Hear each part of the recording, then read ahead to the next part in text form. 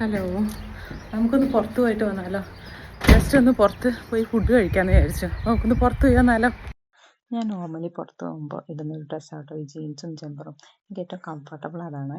ഞാൻ പിന്നെ അധികം മേക്കപ്പ് ചെയ്യുന്ന കൂട്ടത്തിലല്ല, ഫങ്ഷനുകൾ ഒഴിച്ചിട്ട് ഒരു ലിപ്സ്റ്റിക് ഇടുമ്പോൾ തന്നെ എനിക്ക് നന്നായി ഫ്രഷ് ആയിട്ട് തോന്നും. ഇത് ഞാൻ പണ്ട് ഹൈ സ്ട്രീറ്റിൻ്റെ ഒരു വീഡിയോ ഇട്ടുണ്ടായിരുന്നു. അതിൻ്റെ ബാക്ക് സൈഡാണിത്. ഈവനിങ്ങിലൊക്കെ ഭയങ്കര റഷ് ആയിരിക്കും കേട്ടോ ഇവിടെ. ഞങ്ങളൊരു തുർക്കി ഷോപ്പിലാണ് പോയത്. ഞങ്ങളവിടുന്ന് ഷവർമ്മ കഴിച്ചത്. കാരണം എനിക്ക് കാര്യപ്പെട്ട വിശപ്പും കാര്യങ്ങളൊന്നും ഉണ്ടായിരുന്നില്ല. പിന്നെ അവിടുത്തെ ഷവർമ്മയിൽ അധികം സോസും കാര്യങ്ങളൊന്നും ഉണ്ടാവില്ല കേട്ടോ. ഞങ്ങളവിടുന്ന് ഒരു തൈരിൻ്റെ ഒരു സംഭവം കഴിച്ചത്. ഇതാണ് ആ സംഭവം. ഇത് ഭയങ്കര പുളിയായിരുന്നു. ഞാൻ മുന്നേ കഴിച്ചിട്ടുണ്ട്. അത് കുറച്ചും കൂടിയൊക്കെ ഒരു നമ്മുടെ നാട്ടിലെ സംഭാരത്തിൻ്റെ ടേസ്റ്റായിരുന്നു. ഈ കടയുടെ ഉൾവശം നല്ല രസമുണ്ടായിരുന്നു കേട്ടോ. പ്രത്യേകിച്ച് നൈറ്റിലൊക്കെ വരികയാണെങ്കിൽ ആ ലൈറ്റിങ്ങൊക്കെ നല്ല രസമുണ്ടാവും. എൻ്റെ ഹസ്ബൻഡ് അവിടെ ചിന്താവിഷയ ഇരിക്കുന്നുണ്ട്. ഇതിനോടൊപ്പം തന്നെ ഒരു പരിപ്പിൻ്റെ ഒരു സംഭവം തന്നായിരുന്നു. അതിൽ ലാമ്പൊക്കെ ഇട്ടുകൊണ്ട് എനിക്ക് വലിയ ഇഷ്ടമായില്ല.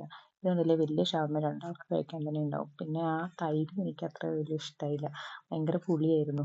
ഞാൻ ഉപ്പാന്ന് വിചാരിച്ചിട്ടത് മധുരം. ആകെ കൊളായി. അതുകൊണ്ട് എനിക്ക് ഇഷ്ടമായില്ല. ഇത് ഭയങ്കര പുളിയാണ്.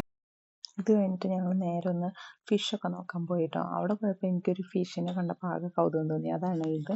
എൻ്റെ പേര് എനിക്കറിയില്ല, നിങ്ങൾക്ക് അറിയാം നിങ്ങൾ പറ കേട്ടോ. ഇത് ഞങ്ങളുടെ വീടിൻ്റെ ഫ്രണ്ടിൽ പൂത്തിട്ടുള്ള പൂക്കളാണ്.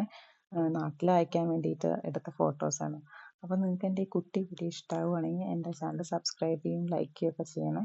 അപ്പോൾ അടുത്ത വീഡിയോ ആയിട്ട് കാണുന്നവരേക്കും ബൈ ബൈ.